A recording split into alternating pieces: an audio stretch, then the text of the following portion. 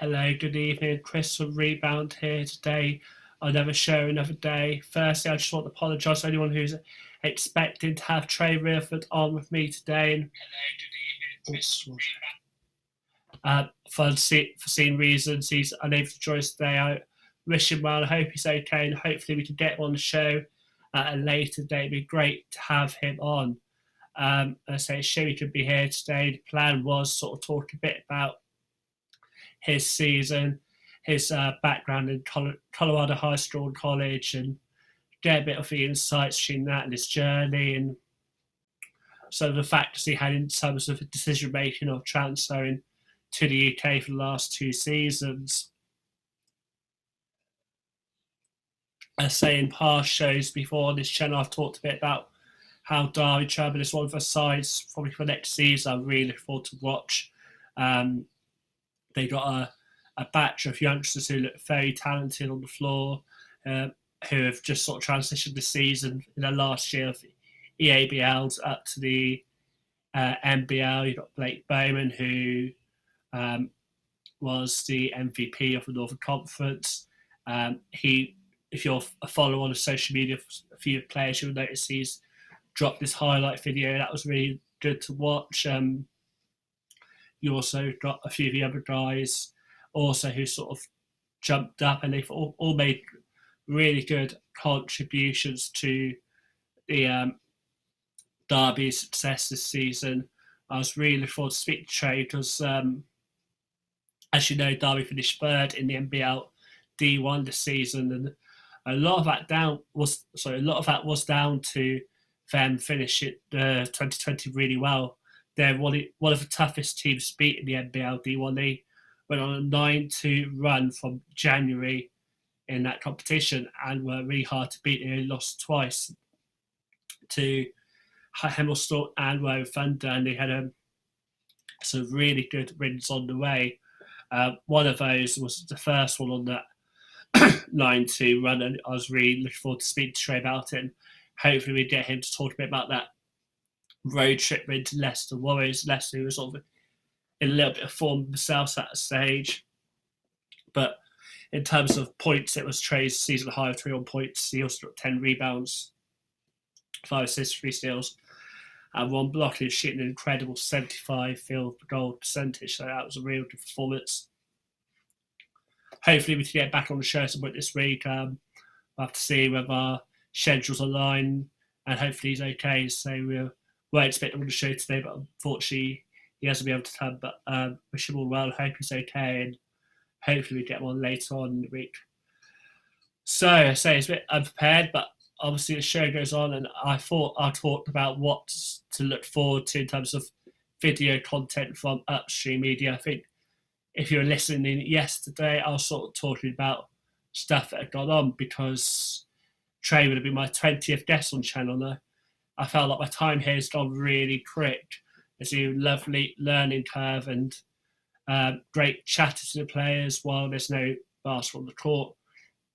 And I covered a few guests I had. We've had really, Trey's logged in. Awesome. So we'll just wait 1 second to see whether we can get him on the show.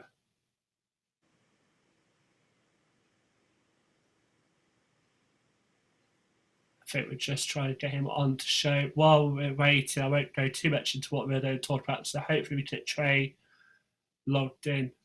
I say we're going to talk a bit about his season and his career so far.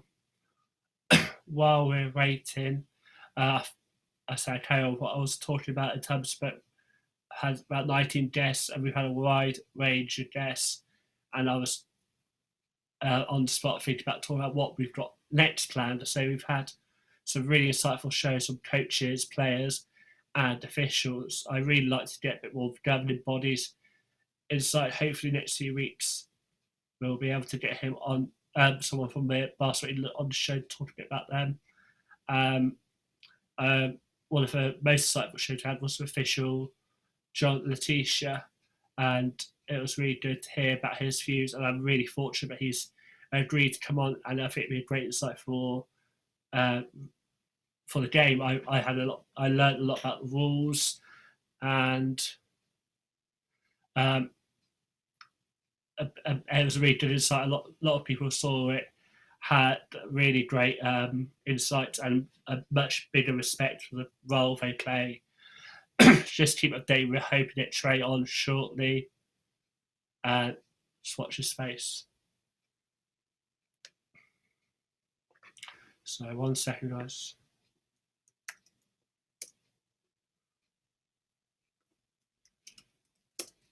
I'm just trying to see how we can get Trey on. The obviously at the moment it's just one window here. I think we've got Trey ready, so I'm really excited to get him on the show shortly and talk about this season and also his career so far.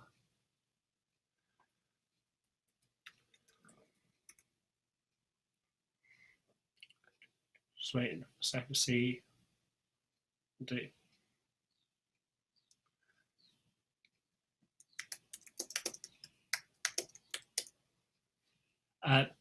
Yeah, so hopefully in the next minute or so we'll have Trey on. And I think, I've seen the screens moving, so I think we've got something happening. While you're waiting, I'll quickly chat about what I've got planned. Oh, hello, we got action. Hello, Trey. Welcome to the show. Welcome today. We've got Trey Wilford on the show. Trey's had a great season with Derby Trailblazers. Welcome to the show, Trey. How are you? You okay? I can't hear Trey at the moment. 1 second, Trey. I think you can hear us, but we can't. I can hear you now, yes. Okay, so welcome to the show. Cool. Hope you're well. Glad you're here. No, yeah, thanks for having me. Sorry, this connection thing is all just messed up right now, but I figured it out. That's great. It's great to have you on and great to see you well. So I was a bit worried, like, I hope Trey's okay. Just to say it's great to have you on and talk about the season. Obviously, in the season didn't end the way any of us wanted to, but I just thought I'd check in to see how you've been since the end of the season, what you've been doing to keep yourself busy, and hoping everything's okay your end. Yeah, it's getting a little difficult out here. They're doing a lot more testing with our people around our country and stuff. So obviously you're going to get a lot more results with that. So it to me it looks a lot worse than it actually is. But I've been hanging in there. My house has a little mini gym in it, so I'm able to stay pretty fit, and it gives me something else to do than just sit around and watch Netflix and stuff. So I've been all right with the quarantine so far. That's good. So some guys who come on, they've obviously had like either gyms like yourself or be going out for their daily exercise. It's great to see, but you've got something there to keep you going. To say it's very easy to watch.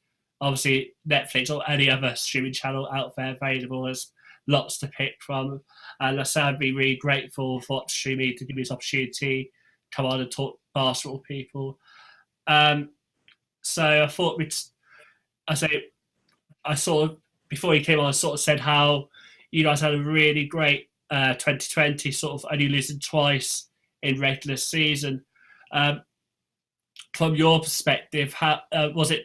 Were you guys quite aware that the form picked up in that second part of the season, and what were your memories from the playing time this calendar year? Yeah, I definitely. I was actually just talking to one of my teammates the other day, Malcolm Smith, about it. We were kind of frustrated that happened because we had just got into the swing of things, had figured out our team dynamics and things like that. It kind of shown because we jumped up to third in standings right before the suspension. So yeah, it was very frustrating for that to just kind of put a hold on all the momentum we had. As far as memories go, that was my second year there, so I've pretty much made a connection with the community and all my other teammates. So honestly, it's always great to be there. Derby's for me is a really good place to be. A lot of memories on and off the court. So it's a pretty good place. Awesome. I thought we'd look a bit more in depth. I noticed, I think it was the first game in January, you had probably your best games with Derby for Leicester. You got your season high, 21 points. You also contribute on the boards, steals and blocks.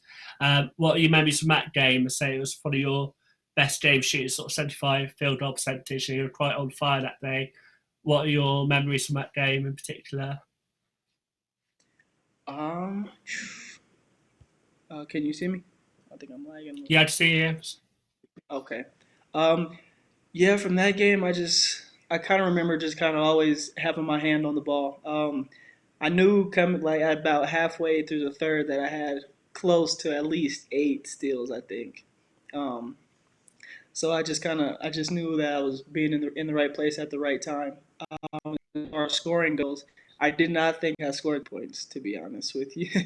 um, when I looked at when they told me at the end of the game, I was actually kind of surprised because I felt like I didn't really put up that many points. So I think it's quite easy to do. I guess she does so focus on the game and try and get that win and build the momentum. It's quite right. easy to forget stuff like that.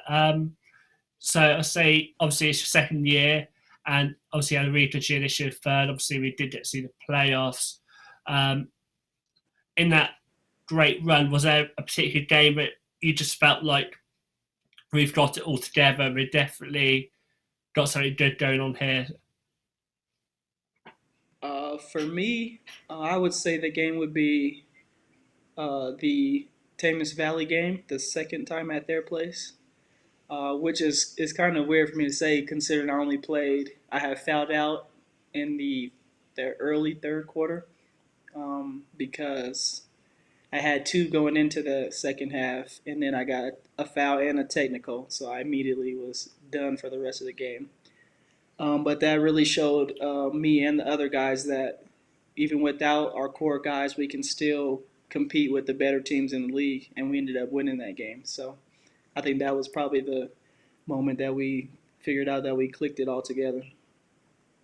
I remember that game. I say Upstreamedia streamed that one. I say because it was the home game. I say stream all Thames Valley Cavalier D1 home games, and like you say, very close game. You guys did seem on top, and it was seemed on balance a fair result. Obviously, going into overtime, having the fitness and desire to get that win. To say it was a very good game to watch. I really enjoyed watching that one actually.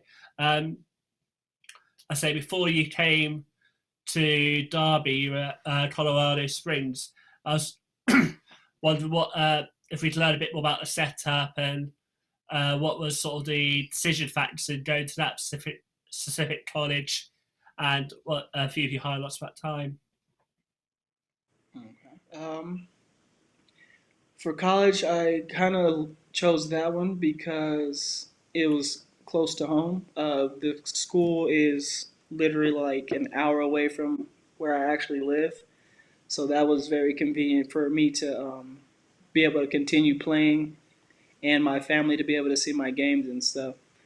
Um, but yeah, I have a lot of good memories from that school. We were pretty successful my first 3 years. It kind of died down in my senior year, but we still were able to accomplish pretty good things. But when the first 3 years, before I went to the school, they were uh, the record was like 5-22 or something like that. And then from my freshman year going all the way into my junior year, we we jumped all the way up to the number 2 seed in the nation. Um, we won a conference championship. We may accomplished a lot of accolades within those 3 years. So I had a lot of good memories at that school. Awesome, that's great to hear. And I think I saw in your last season, I think it got seed high. Was it 34 versus Nebraska? So that must be a really good game to get a lot of points on the board and help your team out. Even though it was a very narrow loss. I say obviously, but that obviously led to your move to Derby after your time at Colorado Springs. How did the move come back? How did you hear about Derby? What was sort of the process and the thoughts about coming abroad? Well, I actually heard about Darby. I actually, well, before we started to get into talking. I actually had never heard of Derby. I heard of London and other bigger cities around it, like Newcastle and things like that. But I'd never actually heard of Derby. But then, so originally I had started talking with Newcastle with Ian Hewitt because one of my assistant coaches did an internship in the UK, and they got to know each other, and he started to refer players around that time for they went the time they were looking. But I actually couldn't get in with Newcastle, so Ian referred me to Derby, and then that's how I got in with Derby. I say it's done really well for So you. Derby himself obviously got the academy yeah, team. What's it like for yeah. training to say obviously got a big large group of guys to rely on in training with the academy side and seniors? I mentioned it's makes us quite interesting scrimmages and matchups in the teams and stuff. Yeah, with that we kind of work around it. We obviously with academy guys versus guys that's kind of already been through that stage, I guess you could say. Um, you just kind of make the uh, you just kind of create a game around it. So if you're playing against majority academy guy or practicing against majority academy guys, then you probably start down 15 or 20 points before you can win the drill or something like that. So it's just making it challenging and for both the academy guys and the older guys. Definitely, it sounds quite interesting to say. Obviously, the academy guys played a big part of the Seas as well, helping out with Seas. A lot of them will be finishing their academy season and fully on to Derby next year. So obviously, I've said in the past, I thought maybe they're a team to watch out for, especially with what you guys are going through in terms of form. Before the season started, what was the expectations? Did you guys were you guys trying to get sort of top two or three, or was playoffs the goal? Well, for us, I expect building off of my first year, so 2 years ago, we ended up having injury problems the entire season, but we still ended up finishing in a great spot to compete in the playoffs. So we just wanted to build upon that, and I'm pretty sure all my teammates will agree. Our goal was to make it to the finals, whether or not, and then we'll take our swing from there. But our goal was the finals for sure.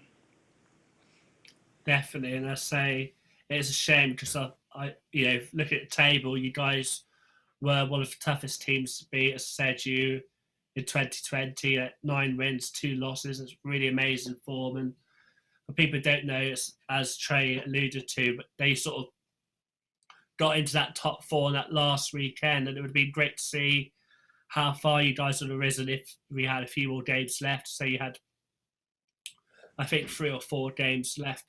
Um, in terms of like the season, I've sort of tried just to see what was some of the challenges for you in terms of certain journeys that were a bit challenging or certain players that were really tough to play. Who was sort of players that stood out to you as players you really enjoyed playing against, also a challenge as well? Okay. Yeah, I think personally, for me, the league is all around has a lot of different talents and a lot of guys that can compete. With For me, the games I enjoyed playing were Thomas Valley because you got multiple guys that can score the ball with Macklemore and Freckleton, and obviously Scylla is a complete like just monster, averaging a double double. And then they got a pretty good supporting cast. So that's always a good game. Worthing is always a great contest with Zaire and Owumi. Just flat out, they're great leaders. You can see how they helped Cameron Hildreth come along. He's been really solid before the quarantine thing. Tom Ward, he's a great role player. So that's A great team to play against every night. Um, Def.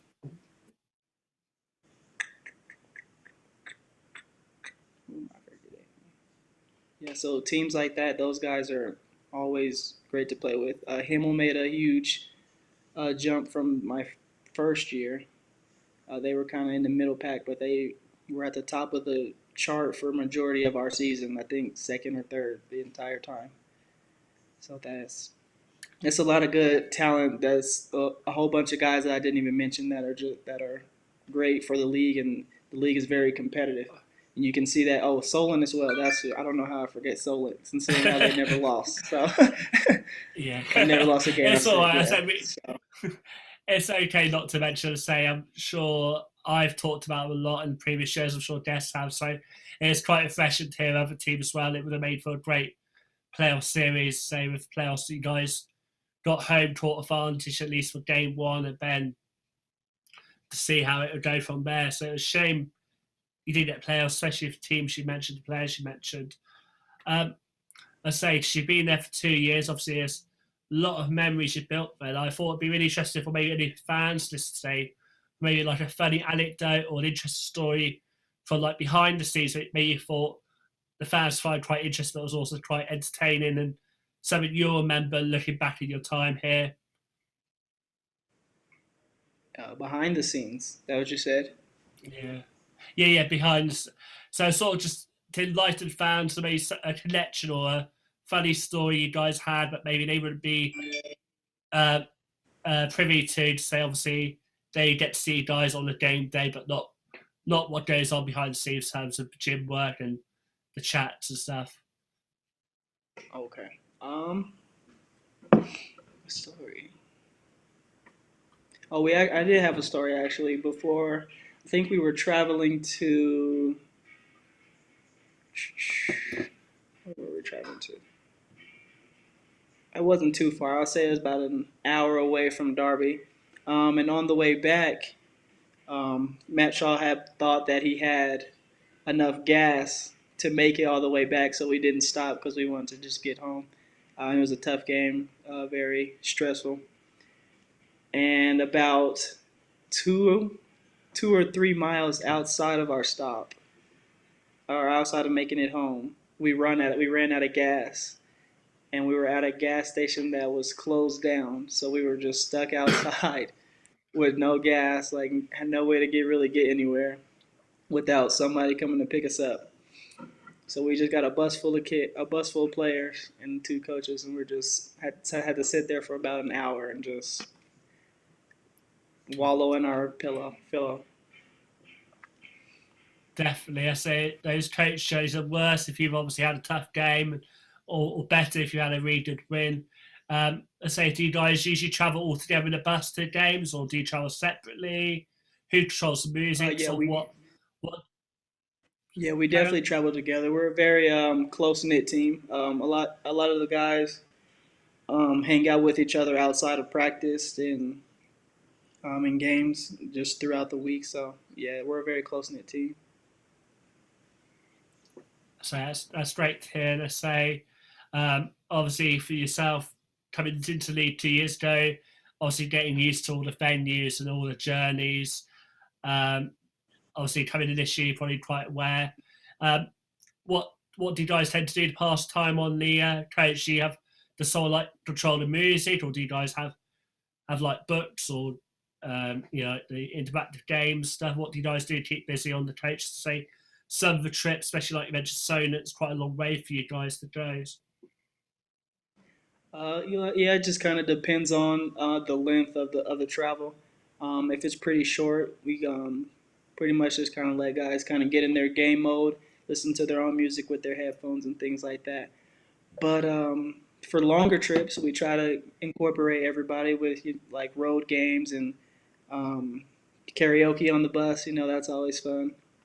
Um, and just kind of just conversate with each other, just kind of mingle.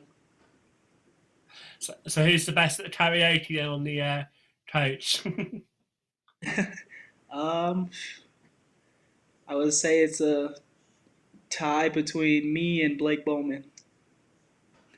So, as people might not know, Blake's one of the guys we were talking about earlier, sort of one of the junior guys stepped up, and he's just released his highlights. Like yourself, I've recently released your highlights, so definitely head to both Trey's and Blake's Instagram page, catch their highlights. So it's been a great season, really sort of touched upon me that third place. So thank you, Karl. Really appreciate you coming on. The second part is I explained to you earlier, so it's a light-hearted way of listeners and watchers, to learn a bit more about the stats from the season gone. It's a segment called How Well Do You Know Your Club? So I'll ask Trey 5 questions, one on points, rebounds, assists, steals, and blocks. And as it's a basketball-related game, you can go for an easy question, which is 2 points, or a slightly harder question, which is 4, 3. So we start with points. Do you want an easy question or a tough one? Let's go ahead and take a tough one. Awesome. So Jake Westlake led all Derby Trailblazers in 3-point shooting percentage. But out of him, Jody Campbell and Sergio Gomez, who got the most threes in a single NBL game?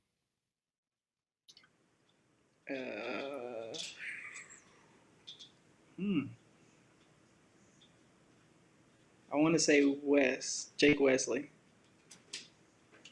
No, it was close. Jody got the most. Jody got the most. He got 6 versus Westminster Warriors, and Jake was not far behind with 5 versus Barkin. And I say that 6 versus Westminster was massive. Yeah. What you remember is that Barkin game was just for listeners watching US Barkin like an academy side with some very talented youngsters. And like you said, Jake had a great game, shooting 5. What were your memories from that game? What was the thoughts going into that game? And any thing that went really well, but from your reflections? From that time, we're always going up against Abby Barkin. It's always going to be kind of like a dog fight just because they have a lot of young guys who just want to get after it. So what I basically remember from that game is really just controlling the tempo and not letting them speed you up. So for having Jake Wesley out there slinging threes and going in at a high rate, it was amazing to see. I was excited for him. I remember that. I think our entire bench was up dancing for him and everything, so I remember that one for sure. I think that is one of the things I miss most watching game is the bench's reaction to 3-point shooting. It just sort of, I think for the fans watching, it just adds to the excitement and gets everyone going. Have an animated bench celebrating the points. So definitely missing the basketball moment. Can't wait for next season, whenever that would be. So we lead on to rebounds. Would you like an easy question or a tough one? I'm gonna go tough one. I feel like I can get this one. Okay. So Ollie Stanley led all of you guys in average rebounds, but what was his NBL D1 game high? It's multiple choice. Is it 13, 15, or 17? 17 against Loughborough, I think. Close. Another team given an L. You got the point anyway. I was going to say the team. It was Liverpool. Is it? It was Liverpool. Oh yeah. It was, right. yeah. At Liverpool. Yeah. I say it was amazing. 17 rebounds. So it's definitely a dominant performance from him. I can't remember whether that was when Liverpool didn't have any big, to say for people not aware, Liverpool had a little bit of problems sort of mid-season-ish because did they have David Orff still and Mark Rangley and I don't know who the other guy was, but they had 3 guys who left BBL. Yeah, I think that was the first time we played them at Liverpool, and they still had what's their names? Rangley and the other guy. I forgot the other guy's name. But yeah, they were still there. They're still there, and so unfortunately, I think that played a big part in their struggle to stay in D1. I think after he left, they couldn't actually fit enough teams to actually play games. They had to forfeit game, which is kind of unheard of in the last few years, but unfortunately they struggled on. I thought while we were talking about that game was you mentioned it before about how the NBL one players there's quite a lot of strength and depth in NBL D1. But from your time at NBL, I didn't know if you've seen any BBL games or maybe your thoughts on how NBL to develop better to be more the part of BBL. I've watched a few BBL games.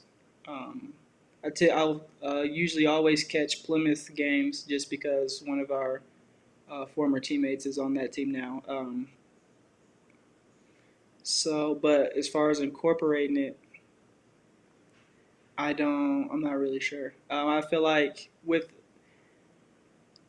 the competition being what it is, I feel like maybe you can have some games where NBL teams go and play a BBL team, maybe like a preseason thing, kind of like the tournament that Solent participated in, just so you can it can kind of create a little media around the NBL as far and um, identify like the competition gap between the two. Definitely, yeah. So it's obviously Plymouth played quite well this season. As they've got the players interchanged. So obviously, if you've got interest in that, it's good to watch them. And obviously, the games are on YouTube, I think, still. So that's really good to be able to have those games there. And obviously, we had the NBL live stream of a few more games. I think it's really good for the exposure for the league to have more video, more games streamed. So we move down to assists. Do you want an easy question or a tough one? This is for assist. Yep. That's a tough question. Okay. So Charlie Brown led all you guys for average assists in the NBL for Derby Trailblazers, but in the NBL leaderboard for average assists, where did he finish this season?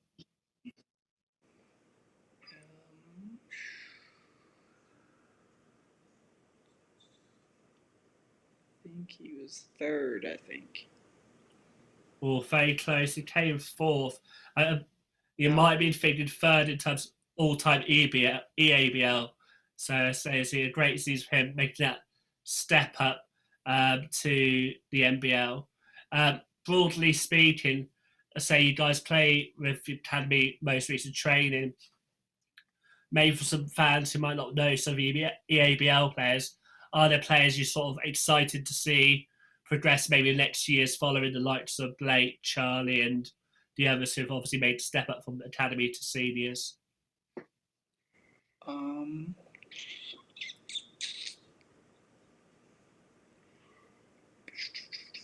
I'm interested to see which players actually come and kind of join the Division One team.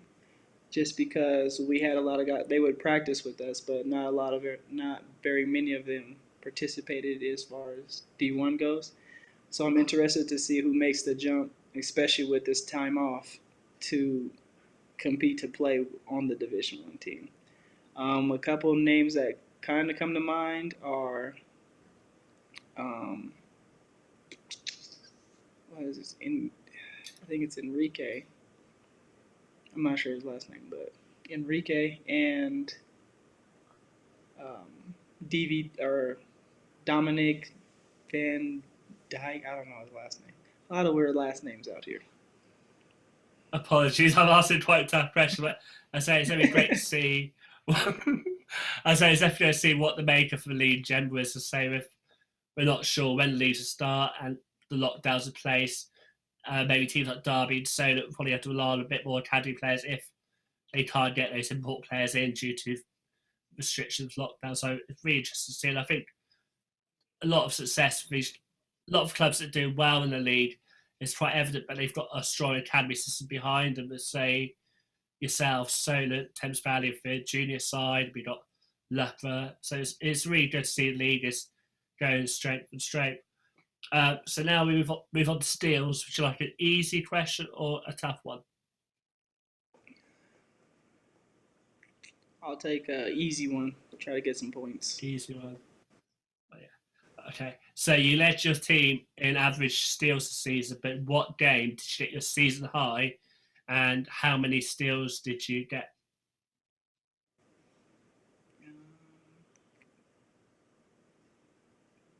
I want to say Leicester, 11 steals. Uh, Let me just double check because I had Barking on mine. 1 second. Oh, Uh, Barkin. Oh, I guess. Or I think Leicester was. I don't know if they did their stats, but. Oh, I guess it is I Barkin have too. it.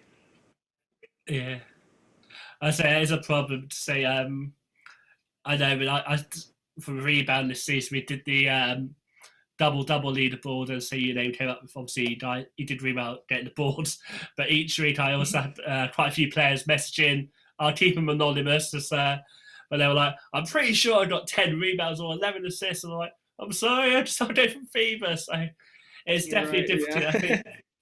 think I think sometimes it's the sometimes it's certain teams, sometimes I think it might be the internet, and sometimes it's um, they're only human. They will make mistakes. They obviously do a great job 99% of the time, but I say there's a lot of human factors involved. Um, okay, but we move on to blocks. Do you want an easy or a tough question?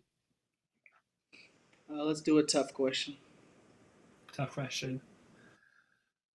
So, how many games did Oliver Stanley get NBL D1 season high of 3 blocks? Is it A, 3 times, B, 4, C, 5? I'm going to go with 4. Close. It was 3. So he did it against Loughborough away, Bradford home, and Hemel home. I say that they all, like you said, Did you he had a get really good it? second. Oh, he didn't get it. I thought he got it for Leicester. No, not for Leicester. Let me just check. Uh, let me just check. I mean, the Leicester away game or Leicester home. Uh, or home, Leicester home. So He's like the first let me just have a season. quick. Let me just have a quick. I had the Leicester away one just because for reference, it was your best game of the season. Said you got 21 points, 10 rebounds, 5 assists, 3 steals and a block. And we said about your high shoot percentage. Let me just load it up while we're trying to find. Oh, pretty easy to go for him. This page.